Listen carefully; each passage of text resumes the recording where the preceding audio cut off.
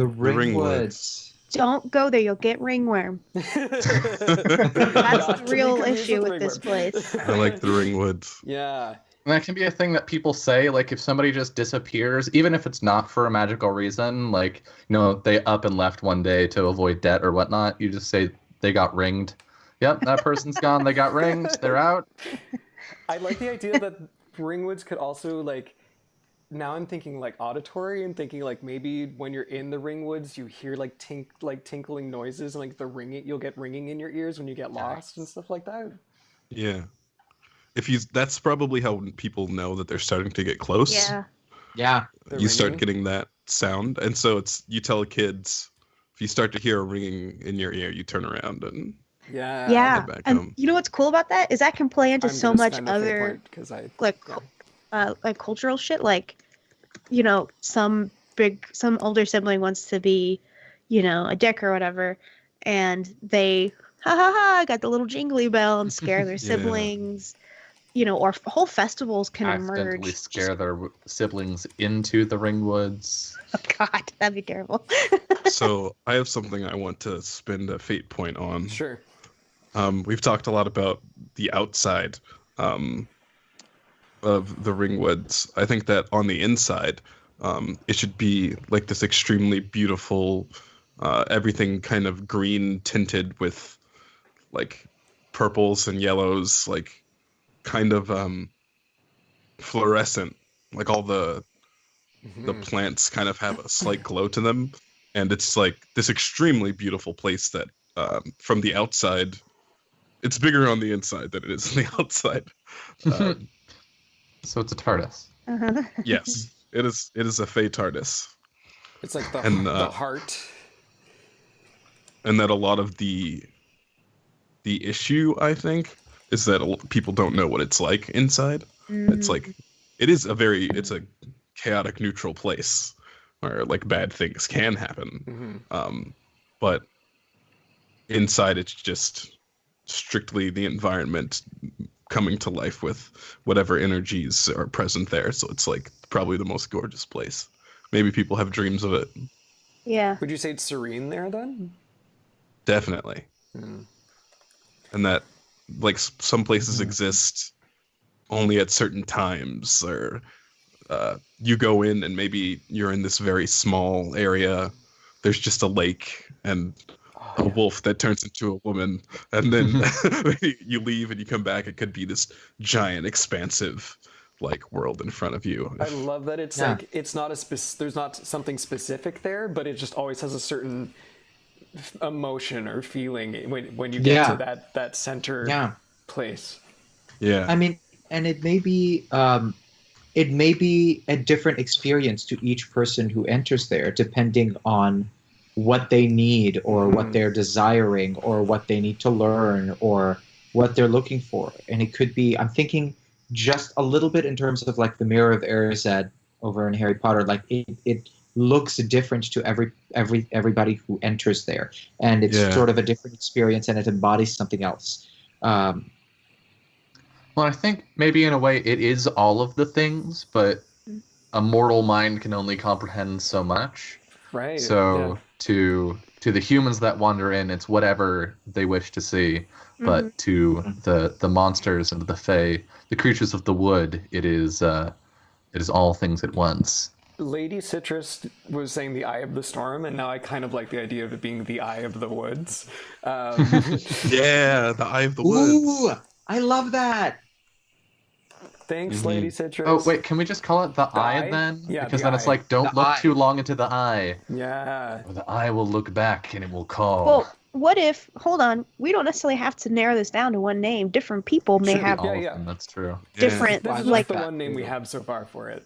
But yeah. Like I imagine the Kingdom of the Rose is going to have a completely different name for it. Maybe something that's somewhat derogatory, or has like really, maybe not derogatory, but has like really negative connotations. Right. People in the Brightwoods have a name that's like, it's not like you probably shouldn't go hang out in there, but they're not bothering us. We don't bother them, more neutral or something. Yeah. Yeah.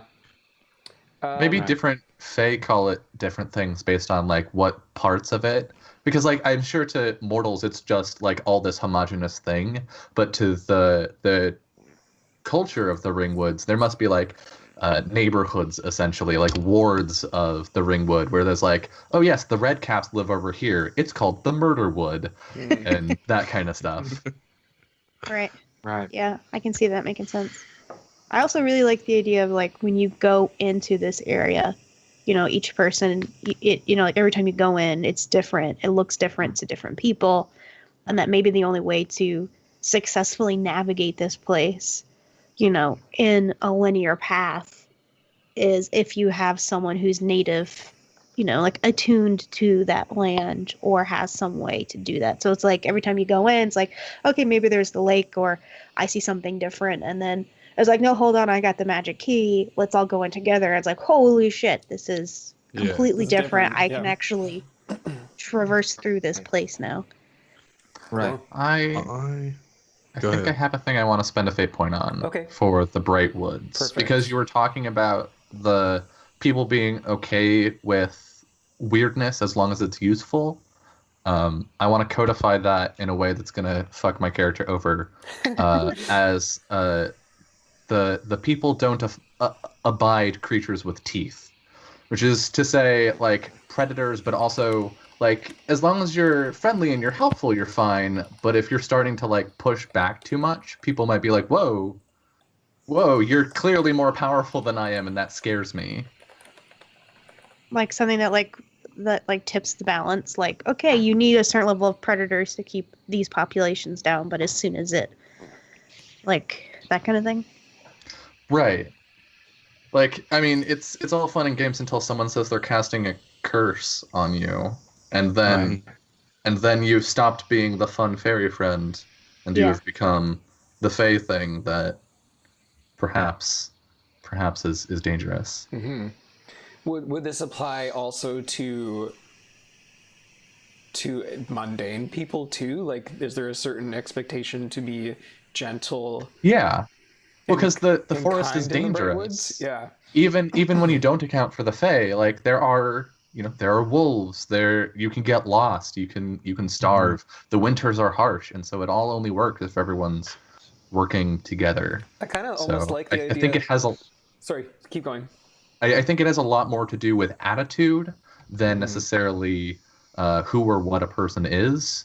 It's as long as everyone's working together, things go smoothly and we can all survive. But when you start baring your teeth to your friends, then I almost imagine the Brightwoods are now. I sort of see it as this very like peaceful, well-functioning place that doesn't need the interference of the other two that are fighting over it, basically. And they're doing just fine, being like kind and nice to one another, and like they're pacifists. Like I think tying into that is there's sort of like this pacifism about these people in the middle, or yeah, in a sense, or at least they appreciate pacifism.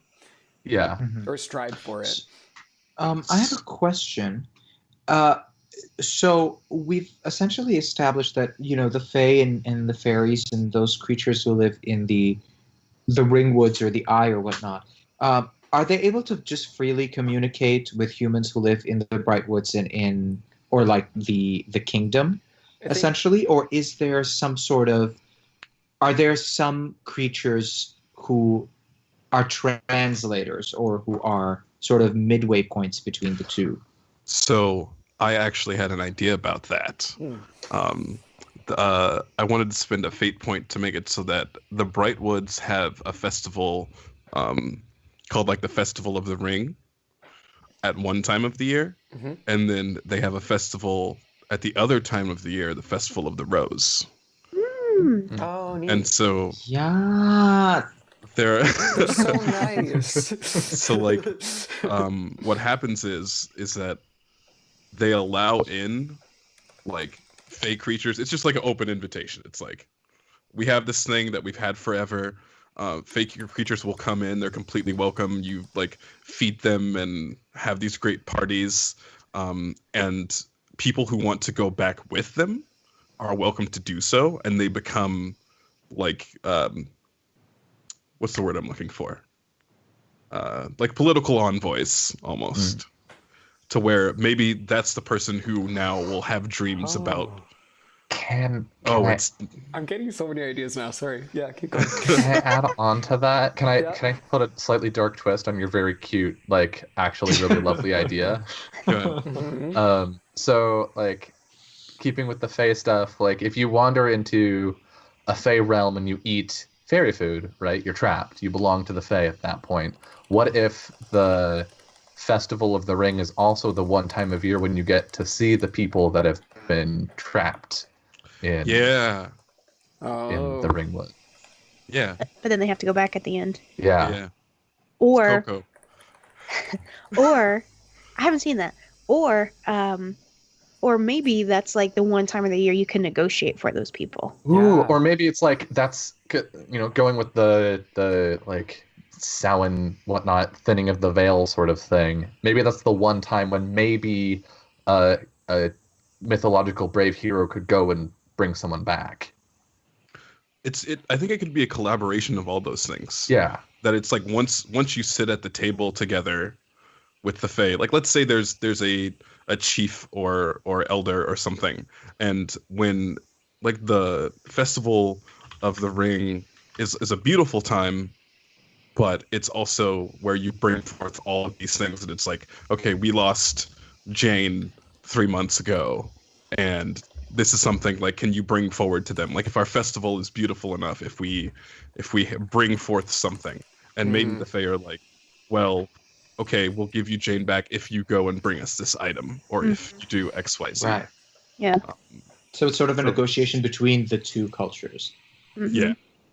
And sometimes the Fae, if they're in really good mood, they'll be like, your harvest is going to be amazing and bountiful, like this summer or whatever it is. So there's this really interesting relationship of, it's still very neutral. Good things can happen, bad things can happen. Right.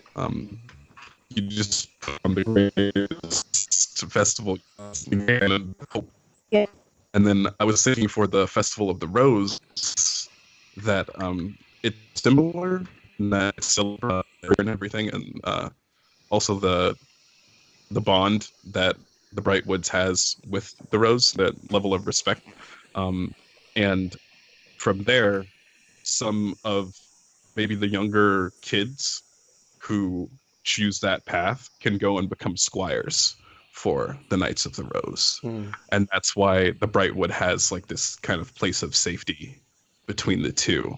It's like, well, you get these squires and you get maybe some other sorts of jobs, and then you get like connection with the Fae, and so the Brightwood is very central and important to both of the cultures. Yeah, I really like the idea of the Brightwood sort of being this place where there are they're diplomats, like people that are of the Brightwoods, and they're really important to both sides to be the go-between between the two worlds. And like, I almost feel like the diplomats could be like the most interesting people who have just made an effort to get to know both sides. Like it could be the woodsman, or like it's just someone who, and they have this title now as a diplomat by virtue of their acts and their natural tendency towards diplomacy. I really like that idea for the center, that center area. I want to use a fate point for the kingdom. Okay. And this is going to be a little bit at odds of what DC just said. Okay. So it'll be fun to try and reconcile these things. Sure. Knights have to come from families of prestige. Oh. So whether that is, some noble house, or you're just a rich merchant, you have to have some level of influence or prestige. Reputation, it has to be. Yeah. So they'll still take the squires. Yeah, that's what I was thinking too, actually. What happens to the squires, we don't know. The squires can't become knights. They are strictly squires for however long. Right. And unless they can acquire prestige in some way, but yeah. And in my mind, the way that I imagine the kingdom is that it's not the nicest place. Okay. That it's very much like traditional medieval fantasy walled city with a big